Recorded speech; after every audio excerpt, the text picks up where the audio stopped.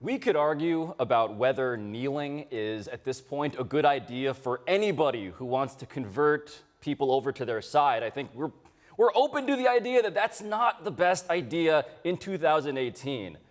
But the problem with this story is that it doesn't matter what anybody's actually doing. Like if we go back in time and think about how many players were kneeling before President Trump went on the dais in Alabama and gave the S's of B's speech, there were like 8 guys. And then there was a spike, and then it died down, and then in the playoffs, no one did anything.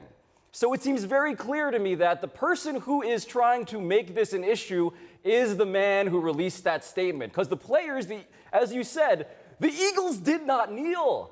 The Eagles involved in this story never did anything related to protesting the anthem in such an explicit way. But I also think, though, there's a mistake that we could be making here, which is obscuring one of the more interesting things that happened which was Malcolm Jenkins and what he had to say about this. Absolutely. And Malcolm Jenkins said, look, I have met with Democrats. I have met with Republicans. I'll meet with anybody. This isn't a sit down, right? I don't have a chance to sit down with the president. That is, in effect, what he had to say, because the argument about people going to the White House very often is, well, you might as well go because you might have a chance to engage the president. And the dude that's out here like, nah, I'm engaging everybody. I'm doing ride-alongs. I'm having all these conversations. Right. That's not how this thing happens to work. That almost changes the dialogue around what the reason is that teams actually attend the White House or what the good is of going to the White House. And that's like a worthwhile discussion to have, except that's not why we're here. We're not here for the purpose of any worthwhile discussion. It's become a show. It's become a show, and there are so many reasons to not go to the White House.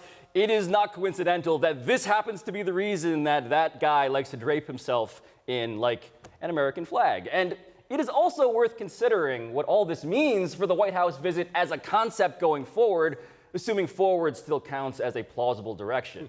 Athletes have been visiting the White House since the 19th century, but the tradition, as we know it, was really birthed by Ronald Reagan. And Bo and I are both in our 30s. We only know a world where meeting the president is part and parcel of winning a ring.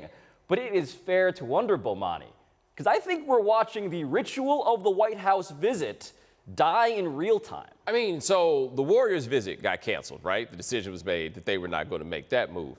The Super Bowl champions visit has been canceled, and they were having trouble to get people to attend. I mean, we saw this coming in here, that it was reported that at first the Eagles sent a list of about 70 people, right? Mm-hmm. 70 people that were going to show up. Then by the time it was done, it was the owner, a couple players, and the mascot. And the mascot. The mascot. And I would be personally highly offended if I were the White House if you said, that don't would be worry, humiliating. Don't worry, guys. We're gonna send the mascot. Yeah, the right? guy in the Eagle costume. You want that guy? We got him. Right. That's not going to be what it is. But this becomes such a thing at every turn where who's winning from this anymore? Right? Is the White House winning from extending these invitations? Are teams winning for even having to grapple with it in the first place? Now, I would admit this is probably a discussion that is almost entirely confined in pro sports in America to football and basketball because the demographic dynamics are different. I don't know. Those are key. Yeah, I don't know if this is going to play the same in baseball where you're going to have these uninvitations that take place. But for these two sports, who is this good for now? Who's winning? It feels so weird to say this because we're talking about visiting the place where the president lives. But it feels like the White House visit has been politicized by the president. I was reading back through previous visits and going through the timeline of how this all started. And if you go to Ronald Reagan instituting that, the Celtics won the championship. You know who didn't go? Larry Bird. And you remember that quote from Larry Bird? The president knows where to find me. That's an amazing quote. We didn't lose our minds when he said that. We haven't lost our minds, although there certainly were many controversies when Tim Thomas didn't go when Obama was in the White House, or when Matt Burke didn't go because he's pro-life. We can brook and tolerate so many objections, but when it comes to this being this radical place for protest, that feels new, and the way this seems to play is that that's not going to stop. Well, I also think at some point, if these things continue, there's a possibility that what will happen is the guys who say they don't want to go, you probably don't want them to go either. Like, let us not forget the idea of having to sit down with the president to talk about the issues.